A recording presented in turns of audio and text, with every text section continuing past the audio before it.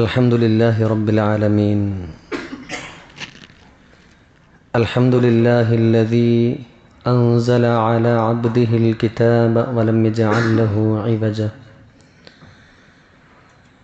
والعاقبة للمتقين ولا عدوان إلا على الظالمين. اللهم صل على محمد وعلى آل محمد كما صليت على إبراهيم وعلى آل إبراهيم إنك حميد مجيد. اللهم بارك على محمد وعلى آل محمد كما باركت على إبراهيم وعلى آل إبراهيم إنك حميد مجيد. أما بعد فإن أحسن الكلام كلام الله وخير الهدي هدي محمد صلى الله عليه وسلم وشر الأمور محدثاتها وكل محدثة بدعة وكل بدعة ضلالة وكل ضلالة في النار. أعوذ بالله من الشيطان الرجيم. يا أيها الذين آمنوا اتقوا الله حق تقاته ولا تموتن إلا وأنتم مسلمون. يا أيها الذين آمنوا اتقوا الله وقولوا قولا سديدا يصلح لكم أعمالكم ويغفر لكم ذنوبكم ومن يطع الله ورسوله فقد فاز فوزا عظيما. بسم الله الرحمن الرحيم.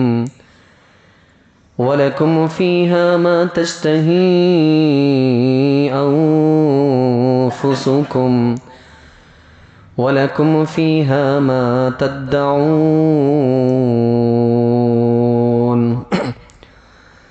اللهم رب اشرح لي صدري ويسر لي أمري واحلل عقدة من لساني يفقه قولي.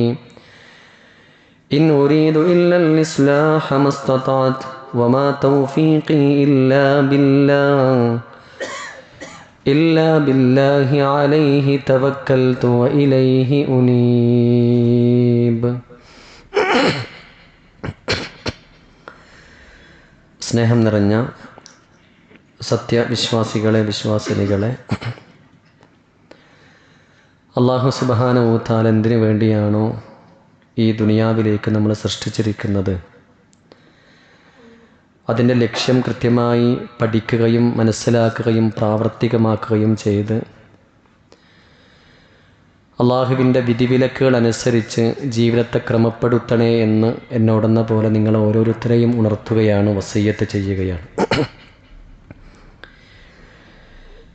അള്ളാഹുവിൻ്റെ മാർഗദർശനം അത് കൃത്യമായി പഠിച്ച് മനസ്സിലാക്കി ജീവിക്കുന്ന ആളുകളെ സംബന്ധിച്ചിടത്തോളം അവർ യഥാർത്ഥ തൗഹീദുള്ളവരായിരിക്കും. അള്ളാഹുവിനെ അറിഞ്ഞവരാണ്, അള്ളാഹുവിനെ മനസ്സിലാക്കിയവരാണ്. മാർഗദർശനം കൃത്യമായിട്ട് പഠിക്കുന്ന ഒരാളെ സംബന്ധിച്ചിടത്തോളം അവരുടെ ജീവിതത്തിൽ എന്തെന്നില്ലാത്തൊരു സമാധാനവും ആശ്വാസവും ലഭിക്കും എന്നുള്ളതാണ്. കാരണം ദുനിയാവിൽ അല്ലാഹു സുബ്ഹാനഹു വ തആല ഓരോരുത്തർക്കും ഉപജീവനം നൽകുന്നതും അവർക്ക് വേണ്ട കാര്യങ്ങൾ നൽകുന്നത് വ്യത്യസ്തമായ നിലയിലാണ്. അത് ഈ ദുനിയാവിൻ്റെ ഒരു നീതിയാണ്. ചില ആളുകൾക്ക് നല്ല സമ്പത്തുണ്ടാവും, ചില ആളുകൾക്ക് നല്ല ദാരിദ്ര്യമായിരിക്കും, ചിലപ്പോൾ മീഡിയം ലെവലിലായിരിക്കും, ചിലപ്പോൾ ആരോഗ്യം ഉണ്ടാവും, രോഗികളായിരിക്കും, സൗകര്യങ്ങൾ കൂടുതലുണ്ടായിരിക്കും, അസൗകര്യങ്ങളായിരിക്കും കൂടുതലുണ്ടാവുക. ഇങ്ങനെ തുടങ്ങി ജീവിതത്തിൽ വ്യത്യസ്തമായ രീതിയിലാണ് അല്ലാഹു സുബ്ഹാനഹു വ തആല മനുഷ്യർക്ക് ദുനിയാവിൽ നൽകുന്നത്. അതുകൊണ്ട് തന്നെ ഏതൊരു അവസ്ഥയിലാണോ നമ്മുടെ ദുനിയാവിൻ്റെ ജീവിതം മുന്നോട്ട് പോകുന്നത്, അതിൽ തൃപ്തിയുള്ളവരായിരിക്കും യഥാർത്ഥത്തിൽ ഈ ദുനിയാവിനെക്കുറിച്ചും അതിൻ്റെ കാര്യങ്ങളെക്കുറിച്ചും അള്ളാഹുവിനെക്കുറിച്ചും ദീനിനെക്കുറിച്ചും പഠിക്കുന്ന ആളുകളെ സംബന്ധിച്ചിടത്തോളം. മഹാനായ ഒരു താബിഈ പണ്ഡിതൻ്റെ അടുക്കലേക്ക് അദ്ദേഹം രോഗിയായിട്ട് കിടക്കണം, നല്ല രോഗിയാണ്, എഴുന്നേൽക്കാൻ സാധിക്കാതെ അതീവ പ്രയാസത്തിൽ കിടക്കുന്നൊരു രോഗിയാണ്. അദ്ദേഹത്തിൻ്റെ അടുക്കലേക്കൊരു ആളുകൾ പോയി രോഗം സന്ദർശിക്കാൻ വേണ്ടി പോയ സമയത്ത് എങ്ങനെയുണ്ട് എന്ന് ചോദിക്കുന്ന സമയത്ത് അദ്ദേഹം പറയുന്നത് അൽഹംദുലില്ലാഹി അലാ കുല്ലി ഹാൽ എന്നാണ്. എല്ലാ അവസ്ഥയിലും അള്ളാഹുവിനാകുന്നു സർവസ്തുതിയും എന്ന് അദ്ദേഹം പറഞ്ഞു എന്നാണ്. അദ്ദേഹം പറയുന്നൊരു മറുപടിയുണ്ട്, ഒരു വാക്കുണ്ട്, എൻ്റെ ശരീരം ഒന്നും അനക്കാൻ സാധിക്കുന്നില്ലെങ്കിലും എനിക്കൊന്നിനും കഴിയുന്നില്ലെങ്കിലും എനിക്ക് ശ്വാസം എടുക്കാൻ പറ്റുന്നുണ്ടല്ലോ, ശ്വാസം എടുക്കാൻ എനിക്ക് പറ്റുന്നുണ്ടല്ലോ, അൽഹംദുലില്ലാ എന്നാണ്. എന്തുകൊണ്ടാണ് അവർക്കതിന് സാധിക്കുന്നത്? ഒരു രോഗം മാത്രമല്ല, എത്ര വലിയ പ്രതിസന്ധി വന്നാലും ഒരു മുഅ്മിനിനെ സംബന്ധിച്ചിടത്തോളം സമാധാനമായിരിക്കും, ആശ്വാസമായിരിക്കും. എത്ര വലിയ ചറ്റക്കുടിലാണ് താമസിക്കുന്നുവെങ്കിലും ഈമാനികമായ മാർഗദർശനം കൊണ്ട് ലഭിക്കുന്ന ആ ഒരു ആശ്വാസം അത് മറ്റുള്ളവർക്ക് ലഭിക്കൂല എന്നുള്ളതാണ്. അനസ് ബിൻ മാലിക് റളിയല്ലാഹു അൻഹു പറയുന്ന ഒരു ഹദീസ് ഉണ്ട്. നമുക്ക് പല വിഷയത്തിൻ്റെയും കൃത്യമായൊരു മറുപടിയാണ്, അതൊരു ദർശനം കൂടിയാണ്, ഖുദ്സിയായ ഒരു ഹദീസ് കൂടിയാണ്. ഇന്ന മിൻ ഇബാദി മൻ ലാ യുസ്ലിഹു ഈമാനഹു ഇല്ലൽ ഗിന വലൗ അഫ്ഖർതുഹു ലഅഫ്സദഹു ദാലിക്. എൻ്റെ ചില അടിമകൾക്ക് അവരുടെ വിശ്വാസം ക്ലിയർ ആവാൻ മുഅ്മിനീങ്ങൾക്കുള്ള സന്തോഷ വാർത്തയാണ്, നമ്മുടെ ഈമാനികമായി മുന്നോട്ട് പോകാൻ നമുക്ക് നൽകുന്ന വലിയൊരു അള്ളാഹുവിൻ്റെ സന്തോഷ വാർത്തയാണ്. ചില അടിമകൾക്ക് ഞാൻ അവർക്ക് ഐശ്വര്യം നൽകും, നല്ല സാമ്പത്തികമായിട്ടും സൗകര്യങ്ങളും കാര്യങ്ങളൊക്കെ നാം അവർക്ക് നൽകും. വലൗ അഫ്ഖർതുഹു ലഅഫ്സദഹു ദാലിക്. അവർക്കെങ്ങാനും ഞാൻ ദാരിദ്ര്യമാണ് നൽകുന്നതെങ്കിൽ അവരുടെ ഈമാൻ തന്നെ നഷ്ടപ്പെട്ടു പോകും. അതുകൊണ്ട് ഞാൻ അവർക്ക് ഐശ്വര്യം നൽകുന്നു എന്ന് അല്ലാഹു സുബ്ഹാനഹു വ തആല പറയാം. എന്നാൽ വഇന്ന മിൻ ഇബാദി മൻ ലാ യുസ്ലിഹു ഈമാനഹു ഇല്ലൽ ഫഖർ വലൗ അഗ്നൈതുഹു ലഅഫ്സദഹു ദാലിക്. ചില അടിമകൾക്ക് ഞാൻ ദാരിദ്ര്യം നൽകും, അങ്ങേയറ്റം പ്രതിസന്ധി നൽകും, ജീവിതത്തിൻ്റെ രണ്ടറ്റങ്ങളെ കൂട്ടിമുട്ടിക്കാൻ പെടാപാട് നടത്തേണ്ടി വരും. എത്ര അധ്വാനിച്ചാലും വീണ്ടും വീണ്ടും ശാരീരികമായും മാനസികമായും മറ്റ് പല പ്രതിസന്ധികൾ കൊണ്ടും, വീടില്ലായ്മയും അതേപോലെ യഥാർത്ഥത്തിൽ കൃത്യമായി ഒരു ഭക്ഷണം കഴിക്കാനും വസ്ത്രം വാങ്ങാനൊന്നും ഇല്ലാത്ത നിലയിൽ അവർക്കൊരു കുടുസത, ഒരു ദാരിദ്ര്യം നാം അവർക്ക് നൽകും. അള്ളാഹുവിൻ്റെ കാരുണ്യമാണ്. അവർക്കെങ്ങാനും വലൗ അഗ്നൈതുഹു ലഅഫ്സദഹു ദാലിക, അവർക്കെങ്ങാനും ഞാൻ ഐശ്വര്യം നൽകിയാൽ ഈമാൻ തന്നെ തെറിച്ചു പോകും എന്ന് അല്ലാഹു സുബ്ഹാനഹു വ തആല ബോധ്യപ്പെടുത്തുകയാണ്. പിന്നെന്തിനാ ടെൻഷൻ, പിന്നെന്തിനാ പ്രതിസന്ധി? തീർന്നില്ല. വഇന്ന മിൻ ഇബാദി മൻ ലാ യുസ്ലിഹു ഈമാനഹു ഇല്ല സ്സിഹ വലൗ അംറളതുഹു ലഅഫ്സദഹു ദാലിക. ചില അടിമകൾക്ക് ഞാൻ നല്ല ആരോഗ്യം കൊടുക്കും, നല്ല ആരോഗ്യം ഉണ്ടാവും. എന്തിനാണെന്നറിയോ? അവൻ്റെ ഈമാനിനെ ഉറപ്പിച്ചു നിർത്താൻ വേണ്ടിയിട്ട്. അവൻക്കെങ്ങാനും വലോ അംറളതുഹു ലഅഫ്സദഹു ദാലിക്, അവർക്കെങ്ങാനും ഞാൻ രോഗം നൽകിയാൽ ഈമാൻ തന്നെ തെറിച്ചു പോവും, ഈമാൻ തന്നെ തെറിച്ചു പോവും. വഇന്ന മിൻ ഇബാദി മൻ ലാ യുസ്ലിഹു ഈമാനഹു ഇല്ലൽ മറളു വലൗ ആഫൈതുഹു ലഅഫ്സദഹു ദാലിക്. ചില അടിമകൾക്ക്, ചില ആളുകൾക്ക് ഞാൻ രോഗം നൽകും, വല്ലാത്ത എന്നും രോഗത്തിൻ്റെ പ്രതിസന്ധിയിലായിരിക്കും അവർ മുന്നോട്ട് പോവുക. പല ഹോസ്പിറ്റലുകളിലും പല രീതിയിലും ചികിത്സിക്കുന്നുണ്ട്, പക്ഷെ അവരുടെ കൂടെ എന്നും രോഗമുണ്ടാകും. എന്തിനാണ് ഞാൻ അവർക്ക് രോഗം നൽകുന്നതെന്നറിയുമോ? അവരുടെ ഈമാൻ കാത്തു സൂക്ഷിക്കാൻ വേണ്ടിയിട്ടാണ്. വലൗ ആഫൈതുഹു ലഅഫ്സദഹു ദാലിക, അവർക്കെങ്ങാനും ഞാൻ ആരോഗ്യം നൽകിയാൽ, അവർക്കെങ്ങാനും ഞാൻ കരുത്ത് നൽകിയാൽ, ശാരീരികമായ കരുത്ത് നൽകിയാൽ അവരുടെ ഈമാൻ തന്നെ ഫസാദിലാകും എന്ന് അല്ലാഹു സുബ്ഹാനഹു വ തആല ബോധ്യപ്പെടുത്തുന്നു. എന്നിട്ട് അല്ലാഹു പറയാണ്, ഇന്നി ഉദബ്ബിറു അംറ ഇബാദി ബിഇൽമി ബിമാ ഫീ ഖുലൂബിഹിം ഇന്നി ഖബീറും ബസീർ. ഞാൻ എൻ്റെ അടിമകളെ നിയന്ത്രിക്കുന്നത് അവരുടെ ഹൃദയാവസ്ഥ നോക്കിയിട്ടാണ് ഞാൻ അവരെ നിയന്ത്രിക്കുന്നത്.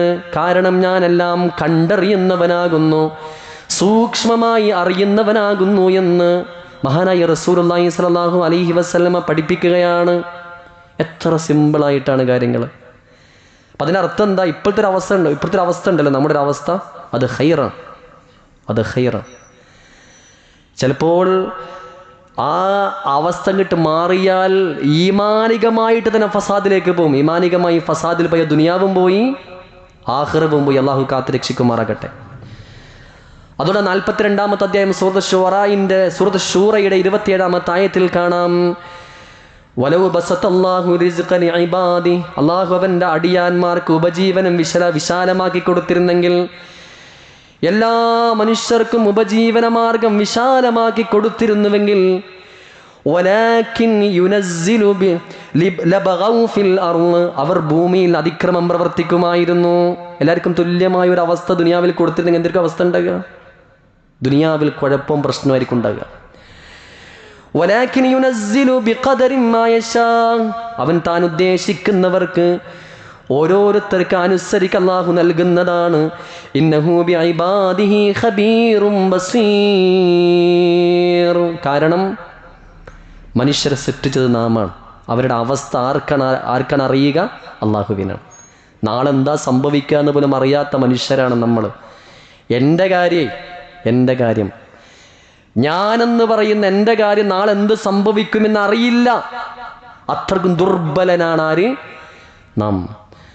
അതെല്ലാം കൃത്യമായിട്ട് അറിയുന്നവനാരാണ്? പടച്ച റബ്ബാകുന്നു എന്ന് അല്ലാഹു സുബ്ഹാനഹു വ തആല പഠിപ്പിക്കുകയാണ്. അതുകൊണ്ട് ആ ഖുർആൻ പറയുന്നത്, വഅസാ അൻ തക്റഹു ശൈഅ ഫഹുവ ഖൈറുൽ ലക്കും വഅസാ അൻ തുഹിബ്ബു ശൈഅ വഹുവ ശർറുൽ ലക്കും. എന്താ അല്ലാഹു പറയുക? വഅസാ അൻ തക്റഹു ശൈഅ, ഒരു കാര്യം നിങ്ങൾക്കതിനോട് വല്ലാത്ത വെറുപ്പായിരിക്കും, വല്ലാത്ത പ്രയാസമായിരിക്കും, അത് ചെയ്യാൻ തന്നെ വല്ലാത്ത ബുദ്ധിമുട്ടായിരിക്കും, നിങ്ങൾക്കതിനോട് തീരെ താല്പര്യമുണ്ടാവുകയില്ല. പക്ഷേ വഹുവ ഖൈറുൽ ലക്കും, യഥാർത്ഥത്തിൽ അതിലാകും നിങ്ങൾക്ക് ഖൈറുണ്ടാവുക. എത്ര അനുഭവമുണ്ട്! നിങ്ങൾക്ക് വല്ലാത്ത പ്രയാസമായിരിക്കും, അതിനോട് വല്ലാത്ത ഒരിഷ്ടം ഉണ്ടാവില്ല, പക്ഷെ ഖൈർ അതിലായിരിക്കും ഉണ്ടാകുക. വഅസാ അൻ തുഹിബ്ബു ശൈഅ, എന്നാൽ ചില കാര്യങ്ങളോട് നിങ്ങൾക്ക് വല്ലാത്ത ഇഷ്ടമായിരിക്കും, വല്ലാത്ത താല്പര്യമായിരിക്കും, നിങ്ങൾക്കതിനോട് വല്ലാത്ത അനുഭൂതിയും ഇഷ്ടവും അത് കിട്ടണമെന്ന വല്ലാത്ത ആഗ്രഹവുമായിരിക്കും. പക്ഷെ വഹുവ ശർറുൽ ലക്കും, നിങ്ങൾക്കത് കിട്ടിയാൽ അത് നിങ്ങൾക്ക് ഏറ്റവും വലിയ ഷർറായിട്ട് മാറുകയും ചെയ്യും. വല്ലാഹു യഅലമു വ അൻതും ലാ തഅലമൂൻ, അല്ലാഹു അറിയുന്നു, നിങ്ങൾ അറിയാത്തവരാകുന്നു എന്ന് പരിശുദ്ധ ഖുർആൻ. ഇതൊക്കെ ഒന്ന് ആലോചിച്ച് നോക്കി. നമ്മൾ ആഗ്രഹിക്കുന്ന കുറേ കാര്യങ്ങൾ നമുക്ക് കിട്ടുന്നില്ലല്ലോ. പ്രാർത്ഥിക്കുന്നു, ഞാൻ എത്ര പ്രാർത്ഥിക്കുന്നു എന്നാണ്. പക്ഷേ നമ്മൾ ആഗ്രഹിക്കുന്നതൊക്കെ നമുക്ക് കിട്ടിയാൽ ചിലപ്പോൾ നമുക്ക് വലിയ ഷർറായി മാറും. എത്ര ആളുകളുണ്ട്? ദുനിയാവിൽ ഏറ്റവും വലിയ അനുഗ്രഹം ഹിദായത്താണ്. ബാങ്ക് കൊടുക്കുമ്പോൾ പള്ളിയിലേക്ക് കയറി വരാനുള്ള മനസ്സുണ്ടോ അവനാണ് യഥാർത്ഥ സൗഭാഗ്യവാൻ. അള്ളാഹുവിൻ്റെ മാർഗദർശനത്തെ കൃത്യമായി ഫോളോ ചെയ്ത് ജീവിതത്തിൽ പകർത്തി ജീവിക്കാൻ ആർക്ക് സാധിക്കുന്നുവോ അവനാണ് ഭാഗ്യവാൻ. ഈ സമൂഹത്തിൽ ജീവിക്കുമ്പോൾ ഞാൻ ചെയ്യേണ്ട ഉത്തരവാദിത്തങ്ങളും അതേപോലെ മര്യാദകളും അതേപോലെ ചെയ്യേണ്ട കടമകളും കടപ്പാടുകളും നിർവഹിച്ച് മുന്നോട്ട് പോകാൻ സാധിക്കുന്നുണ്ടോ അവന് സൗഭാഗ്യവാനാണ്.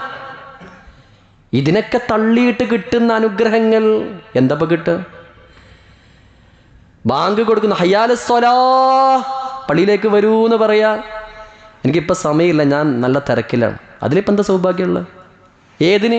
അള്ള കണക്കാക്കി ഉണക്കി വെച്ചിരിക്കുന്ന നിങ്ങൾക്ക് അതേ കിട്ടുള്ളൂ എന്ന് പറയുന്ന കാര്യത്തിനെ കുറിച്ച് പറയാണ്. ഞാൻ നല്ല തിരക്കിലാണ്, നിസ്കാരമൊക്കെ പിന്നെ ആക്കാം.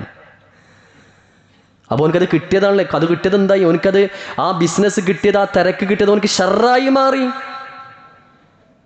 അതുകൊണ്ട് നമ്മൾ അത് വളരെ വളരെ ഗൗരവമായി ആ വിഷയം ശ്രദ്ധിക്കേണ്ടതാണ്, ചിന്തിക്കേണ്ടതാണ്. സഹോദരങ്ങളെ, കുറവുകൾ നമുക്ക് പ്രശ്നമല്ല, സാമ്പത്തികമായിക്കോട്ടെ, ആരോഗ്യപരമായിക്കോട്ടെ, നമുക്ക് സൗകര്യങ്ങളായിക്കോട്ടെ, കുറവുകൾ അനുഗ്രഹമാണ് എന്നാണ്. ചെറിയ കുട്ടി ഖുർആൻ പഠിച്ചിട്ട് മനഃപ്പാടമാക്കിയ ചെറിയ കുട്ടിയോട് ഒരു മീഡിയ വന്നിട്ട് അവരോട് സംസാരിക്കുന്നുണ്ട്, മോനെ കണ്ണ് കാണുന്നില്ല കുട്ടിക്ക്. കണ്ണ് കാണാത്ത കുട്ടിയോട്, മോനെ നിനക്ക് ഏറ്റവും വലിയ പ്രതിസന്ധി കണ്ണാണല്ലോ, കണ്ണിൻ്റെ കാഴ്ചയില്ലായ്മയാണല്ലോ, എനിക്കതിൽ എന്തെങ്കിലും പറയാനുണ്ടോ എന്ന് ചോദിക്കുമ്പോൾ പറയണ അൽഹംദുലില്ലാ, എനിക്കതിൽ സന്തോഷം മാത്രമേ ഉള്ളൂ എന്നാണ്. ആ സംഭവത്തിൽ കാണാം, അവൻ്റെ ഉമ്മ 2 കൈകൾ നീട്ടിയിട്ട് അല്ലാഹുവേ, കണ്ണ് കാണുന്ന കുട്ടിയായിരുന്നു, കാഴ്ച നഷ്ടപ്പെട്ടു പോയതാണ്.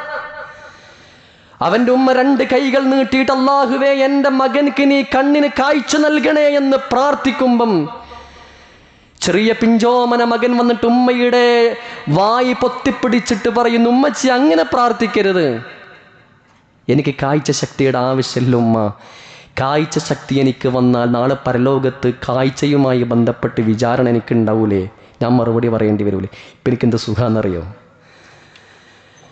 എന്തുകൊണ്ടാണ് അവർക്കത് പറയാൻ സാധിക്കുന്നത്? എന്തുകൊണ്ടാണ് അങ്ങനെ അവർക്ക് പറയാൻ കഴിയുന്നത്? നമുക്ക് സാധിക്കോ? നമുക്കങ്ങനെയുള്ള ഈമാനികമായ വെളിച്ചമുണ്ടോ? രോഗിയായിട്ട് കിടക്കുന്ന സമയത്ത് ആ രോഗത്തിന്റെ മുമ്പിൽ അല്ലാഹു എനിക്ക് നൽകിയതാണ്, ഞാനതിൽ ക്ഷമിക്കുന്നു എന്ന് പറയാൻ.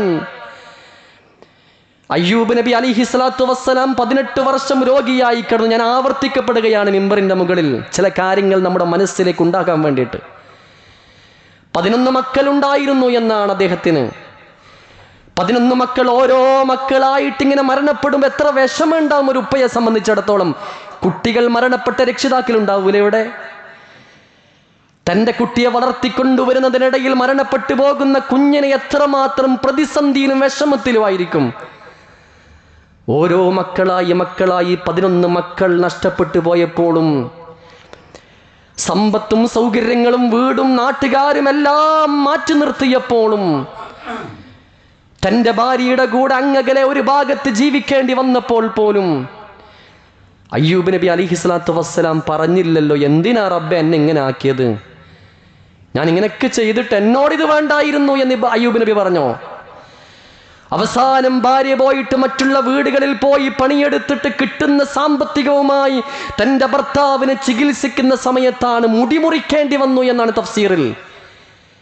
കാത്തു സൂക്ഷിച്ച് പൊന്നുപോലെ വളർത്തിക്കൊണ്ടുവരുന്ന ആ മുടി പോലും മുറിച്ചു കൊടുക്കേണ്ടി വന്നു. ഇത് കണ്ടപ്പോഴാണ് അയ്യൂബ് നബി അലൈഹിസ്സലാത്തു വസ്സലാം പ്രാർത്ഥിച്ചു, അന്നീ മസ്സനിയദ്ദുർറു വഅൻത അർഹമുർ റാഹിമീൻ.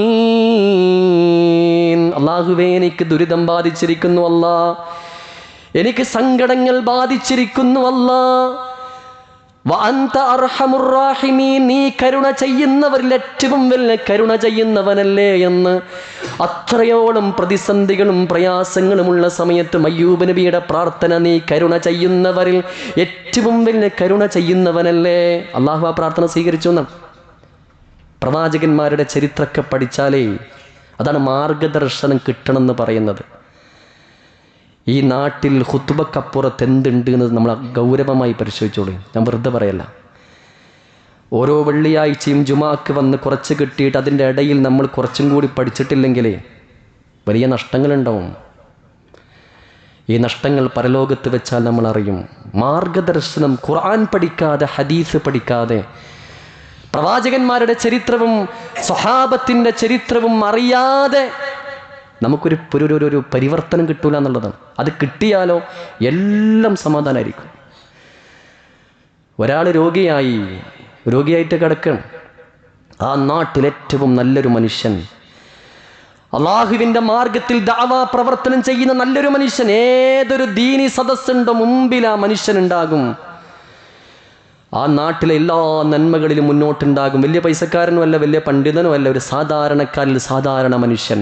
പക്ഷേ നമസ്കാരത്തിൽ ഇമാമ് തൊട്ടുബേക്കിലോ നോക്കിയാൽ അദ്ദേഹത്തെ അധികം കാണാം. അത്രക്കും നമസ്കാരത്തിൻ്റെ വിഷയത്തിൽ ഗൗരവം കാണിക്കുന്ന ദീനീ സദസ്സിലൊക്കെ നന്നായിട്ട് മെനക്കണം. അതിനുവേണ്ടി ആളുകളെ കൂട്ടാൻ വേണ്ടിയിട്ട് വീടുകൾ കയറി ഇറങ്ങിയിട്ട് അദ്ദേഹം ആളുകളെ ക്ഷണിക്കുന്ന ദഅവത്തിൻ്റെ വിഷയത്തിൽ എന്തൊരു കാര്യത്തിലും എന്തെങ്കിലും ഒന്ന് കൊടുക്കും. വലിയ പൈസ ഒന്നുമില്ല, എന്നാലും കൊടുക്കും. അങ്ങനെ മനസ്സുള്ള ഒരു മനുഷ്യൻ രോഗിയായിട്ട് ഇങ്ങനെ കിടക്കണേ, സാധാരണ രോഗികളെ സന്ദർശിക്കാൻ വേണ്ടി പോകുന്ന സമയത്ത് നമ്മൾ സാധാരണയായിട്ട് അവരെ സന്തോഷിപ്പിക്കുകയും അവർക്ക് വേണ്ട അവരെ പ്രയാസപ്പെടുത്താതിരിക്കുകയാണ് ചെയ്യുക. പക്ഷേ അദ്ദേഹത്തെ സന്ദർശിക്കാൻ വേണ്ടി പോയ സമയത്ത് അദ്ദേഹത്തിൻ്റെ അവസ്ഥ കണ്ടപ്പോൾ കണ്ണറിഞ്ഞു. അങ്ങനെ കിടക്കണേ, മുഖം വരെ കൂടിപ്പോയിട്ടുണ്ട്, സ്ട്രോക്ക് വന്നതാണ്. ഇടത് കൈ മാത്രമാണൊന്ന് പൊന്തിക്കുക, വേറൊന്നും കഴിയില്ല. അദ്ദേഹത്തിൻ്റെ മുമ്പിൽ നിന്നിങ്ങനെ അത് പറഞ്ഞപ്പോൾ കൂടെയുള്ള ആളുകൾ പറഞ്ഞു, എത്ര വലിയ നന്മകൾ ചെയ്യുന്ന, എല്ലാത്തിലും ഓടി നടന്ന മനുഷ്യനല്ലേ കാക്ക, നിങ്ങൾ ഇങ്ങനെ ഈ ഒരു അവസ്ഥയിലായിപ്പോയല്ലോ എന്ന് പറയുമ്പം ഇടത് കൈ മെല്ലെ ഉയർത്തിപ്പിടിച്ചിട്ട് കൈ പിടിച്ചിട്ട് പറഞ്ഞു, നിങ്ങൾ എന്തിനാണ് ടെൻഷൻ അടിക്കുന്നത്? എന്തിനാ ടെൻഷൻ അടിക്കണം? നിങ്ങൾ പറഞ്ഞില്ലേ ഞാൻ നമസ്കാരത്തിന് മറ്റു കാര്യങ്ങൾക്കൊക്കെ നന്നായിട്ട് ഞാൻ മെനക്കെടുന്നു. അല്ലാഹു സുബ്ഹാനഹു തആല ആ ഓരോ സമയത്തും എനിക്ക് നൽകിയ പ്രതിഫലമുണ്ടല്ലോ, ആ പ്രതിഫലത്തെക്കാൾ കൂടുതൽ എനിക്കിപ്പോൾ ആ പ്രവർത്തനത്തിലുള്ള പ്രതിഫലം ഇപ്പോൾ ഇവിടെ കിട്ടിക്കൊണ്ടിരിക്കുന്നു എന്ന് മനസ്സിലാക്കിയ ഒരാളാണ് ഞാൻ. സ്ഥിരമായിട്ട് പള്ളിയിൽ വരുന്ന ഒരാൾക്ക് ജമാഅത്തിന് വരാൻ പറ്റിയിട്ടില്ല, എന്തോ പ്രതിസന്ധിയായി, രോഗമായി, കടപ്പിലായി, അദ്ദേഹത്തിന് ആ സ്ഥിരമായിട്ട് വന്നതിൻ്റെ കൂലി അവിടെ കിട്ടുന്നതാണ്. അതാണ് ഇസ്ലാം. അതാണ് ബിസ്മില്ലാഹിർ റഹ്മാനിർ റഹീം, പരമകാരുണ്യകനും കരുണാവാരിധിയുമായ എന്ന് പറയാനുണ്ടാകുന്ന കാരണം. അത്ര വലിയ കരുണയുള്ളവനാണ് പടച്ച തമ്പുരാൻ. ഞാൻ അന്ന് പ്രവർത്തിച്ചതിൻ്റെ ഓരോ പ്രതിഫലവും എനിക്ക് ഇന്നും കിട്ടിക്കൊണ്ടേയിരിക്കുന്നു. ഞാൻ എന്തിന് പ്രയാസപ്പെടണം? അതിനോട് ചേർത്ത മനുഷ്യൻ പറഞ്ഞത്, ഇന്ന് ഞാൻ വേദനകൾ അനുഭവിക്കുകയാണ്. എൻ്റെ കാലിൻ്റെ വിരൽ മുതൽ ശരീരത്തിൻ്റെ മുഴുവൻ മേഖലയിലും എന്നെ പിടിച്ച് കടിച്ചു വലിക്കുന്ന, മുറുക്കി വലിക്കുന്ന വേദനകൾ ഞാൻ അനുഭവിച്ചു കൊണ്ടേയിരിക്കുകയാണ്. ഞാൻ ക്ഷമിച്ചു കൊണ്ടിരിക്കുന്നു, അതുകൊണ്ട് അതിൻ്റെ പ്രതിഫലം എക്സ്ട്രാ വേറെയും കിട്ടിക്കൊണ്ടിരിക്കുന്നു. അള്ളാഹു വേദന നൽകാൻ തീരുമാനിച്ചു കഴിഞ്ഞാൽ ആ വേദന നമ്മൾ അനുഭവിക്കുക തന്നെ ചെയ്യണം, വേറെ ഒരു രക്ഷയില്ല കേട്ടോ. അള്ളാഹു ഇത്തരം രോഗങ്ങൾ നമ്മൾ കാത്തുരക്ഷിക്കുമാറാകട്ടെ. അത് നമ്മൾ അത് അള്ളാഹു സുബ്ഹാനഹു തആല നമുക്ക് കണക്കാക്കിയതാണോ? ഉണ്ടോ? അതിലിങ്ങനെ ദേഷ്യം പിടിച്ചിട്ടും ചൂടായിട്ടും ചില ആളുകൾക്ക് രോഗിയായി കഴിഞ്ഞാൽ വീട്ടിൽ ഒരാൾക്കും ജീവിക്കാൻ പറ്റില്ല. അവരെ പ്രയാസപ്പെടുത്തല്ല കേട്ടോ. സ്വാഭാവികമായി രോഗി വീട്ടിലുണ്ട് എങ്കിൽ അവർക്ക് ശബ്ദവും കാര്യങ്ങളൊക്കെ പ്രശ്നം ഉണ്ടാകും, അത് വീട്ടുകാർ ശ്രദ്ധിക്കേണ്ട ഒരു കാര്യമാണ്.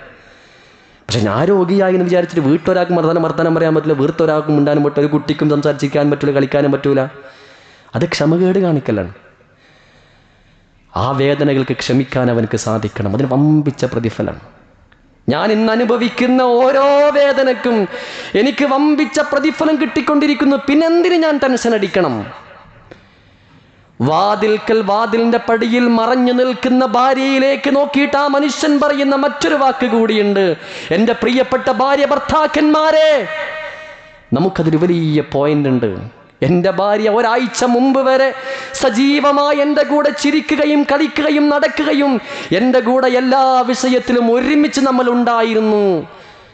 ഒരാഴ്ചയായി ഞാനിങ്ങനെ കിടക്കാൻ തുടങ്ങിയിട്ട് ഒരാഴ്ച മുമ്പ് എൻ്റെ ഭാര്യയ്ക്ക് കിട്ടിയ പ്രതിഫലം എന്താണോ അതിനേക്കാൾ കൂടുതൽ അല്ലാഹു സുബ്ഹാനഹു തആല എന്നെ ശുശ്രൂഷിക്കുന്നത് കാരണത്താൽ, എന്നെ പരിഗണിക്കുന്നത് കാരണത്താൽ എൻ്റെ ഭാര്യയ്ക്ക് ധാരാളമായി പ്രതിഫലം കിട്ടിക്കൊണ്ടേയിരിക്കുന്നു. അവളും സൗഭാഗ്യവതിയാണ് എന്നാണ്. ഇത് കേൾക്കേണ്ട താമസം നിറഞ്ഞ കണ്ണുകളോടെ ചിരിക്കുന്നുണ്ടായിരുന്നു ആ ഭാര്യ. അതിനൊക്കെ നല്ലൊരു സ്നേഹവും ഒരു ചേർച്ചയും ഒക്കെ ഉണ്ടാവണം.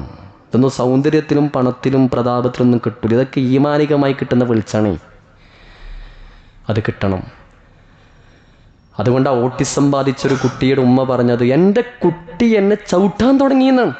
18 വയസ്സ് പ്രായമുള്ള ഓട്ടിസം ബാധിച്ചിട്ട് ചലനശേഷി പോലും നഷ്ടപ്പെട്ടു പോയ തൻ്റെ മകൾ തന്നിലേക്ക് ചേർത്ത് ചവിട്ടിയപ്പോൾ എൻ്റെ മകൾ എന്നെ ചവിട്ടിയെന്നാണ്.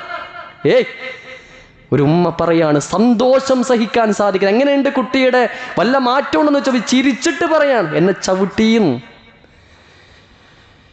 എൻ്റെ മകളെന്നോട് ദേഷ്യം പിടിക്കാൻ തുടങ്ങിയെന്ന ഉമ്മ പറയുന്നുണ്ട് എങ്കിൽ അവരാസ്വദിക്കുന്നത് ആ കുട്ടി എന്നോട് ചൂടാവണം. അങ്ങനെ കുട്ടി പ്രതികരിക്കട്ടെ എന്നാണ്. അങ്ങനെയെങ്കിലും എൻ്റെ കുട്ടി പ്രതികരിക്കട്ടെ എന്നാണ്. നമ്മൾ അറിയണം, ഇതൊക്കെ ദുനിയാവിൽ അള്ളാഹു നൽകുന്ന ഓരോ കാര്യങ്ങളാണ്. അതൊക്കെ വലിയ സംതൃപ്തിയുള്ള കാര്യങ്ങളാണ്. കാരണം ദുനിയാവ് പൂർണ്ണതയുള്ളതല്ല. ദുനിയാവിൽ അള്ളാഹു അള്ളാഹു കണക്കാക്കിയതേ കിട്ടുള്ളൂ എന്നുള്ളത്. വലക്കും ഫീഹാ മാ തസ്തഹീ അൻഫുസുകും വലക്കും ഫീഹാ മാ തദ്ദഊൻ. നിങ്ങളുടെ മനസ്സുകൾ എന്താണോ ആഗ്രഹിക്കുന്നത്, നിങ്ങൾ എന്താണോ ഇഷ്ടപ്പെടുന്നത്, ഇച്ഛിക്കുന്നത്, അത് മുഴുവനും നിങ്ങൾക്ക് അവിടെയുണ്ടായിരിക്കും. ഇവിടെ ഉണ്ടാകൂല, അവിടെ ഉണ്ടായിരിക്കും, അഥവാ സ്വർഗത്തിലുണ്ടായിരിക്കും. വലക്കും ഫീഹാ മാ തദ്ദഊൻ. നിങ്ങൾ എന്താണോ ആവശ്യപ്പെടുന്നത് അതും നിങ്ങൾക്ക് അവിടെ ഉണ്ടായിരിക്കും. പക്ഷെ ഒരു കണ്ടീഷനുണ്ട്, ഇവിടെ നിങ്ങൾ സൂക്ഷ്മതയോടുകൂടി ജീവിക്കുക തന്നെ ചെയ്യണം. വഖാലു അൽഹംദുലില്ലാഹില്ലദീ അദ്ഹബ അന്നൽ ഹസൻ. സൂറത്തുൽ ഫാത്തിറിന്റെ 34-35 ആയത്തിലൂടെ സ്വർഗാവകാശികൾ പറയുകയാണ്, അൽഹംദുലില്ലാഹ്, അല്ലാഹുവിനാകുന്നു സർവസ്തുതിയും, അല്ലദീ അദ്ഹബ അന്നൽ ഹസൻ, ഞങ്ങളിൽ നിന്ന് ദുഃഖമെല്ലാം നീക്കിക്കളഞ്ഞിരിക്കുന്ന പടച്ച റബ്ബേ, നിനക്കാകുന്നു സർവസ്തുതിയും. ഇന്ന റബ്ബനാ ലഗഫൂറുൻ ശകൂർ, നിശ്ചയമായും ഞങ്ങളുടെ റബ്ബ് വളരെ പൊറുക്കുന്നവനും വളരെ നന്ദിയുള്ളവനും തന്നെ. الذي أحلنا دار المقامة من فضله. ഔദാര്യം നിമിത്തം ഈ സ്ഥിരതാമസത്തിന്റെ ഭവനത്തിൽ ഞങ്ങളെ ഇറക്കി തന്നിട്ടുള്ളവനായ അല്ലാഹുവേ, ലാ യമസ്സുനാ ഫീഹാ നസബുൻ വലാ യമസ്സുനാ ഫീഹാ ലുഗൂബ്. യാതൊരു ഞെരുക്കവും ഞങ്ങൾക്കിവിടെ ഇല്ല അല്ലാ, യാതൊരു ക്ഷീണവും ഞങ്ങൾക്കിവിടെ ഇല്ല അല്ലാ. അങ്ങനെ ഞങ്ങൾ ഈ സ്വർഗത്തിലേക്ക് ഈ രീതിയിൽ ഞങ്ങളെ പ്രവേശിപ്പിച്ച അല്ലാ, നിനക്കാകുന്നു സർവസ്തുതിയുമെന്ന് സ്വർഗാവകാശികൾ പറയുമെന്ന് പരിശുദ്ധ ഖുർആൻ. ദുനിയാവ് പൂർണ്ണതയുള്ളതല്ല, പൂർണ്ണത സ്വർഗത്തിലാണ്. ഇതാർക്കാ മനസ്സിലാകുക? ഇത് ഈമാനുള്ളവർക്ക് മാത്രമേ മനസ്സിലാവുള്ളൂ. ചിലപ്പോൾ ഇതിങ്ങനെ കേൾക്കും, ശരിയാന്നൊക്കെ മനസ്സിലാവും. പക്ഷെ വീടിനോട് ഇറങ്ങിയിട്ട് പോയൊക്കെ പിന്നെയും പഴയ ലെവലിലേക്ക് പോകും. എന്തുകൊണ്ടാ? നമ്മുടെ ജീവിതത്തിൽ നമ്മൾ അനുഭവിക്കുന്ന ഖുർആനിൻ്റെ ആയത്തുകൾ ഇങ്ങനെ ഓന്ന സമയത്തൊന്ന് സ്റ്റോപ്പ് ചെയ്യണം. സ്റ്റോപ്പ് ചെയ്തിട്ട് ചിന്തിക്കണം. ഇതെന്നെക്കുറിച്ച് അല്ലാഹ് പറയാണല്ലേ, ഇതെന്നെക്കുറിച്ചാണ് എൻ്റെ റബ്ബ് പറയുന്നത്.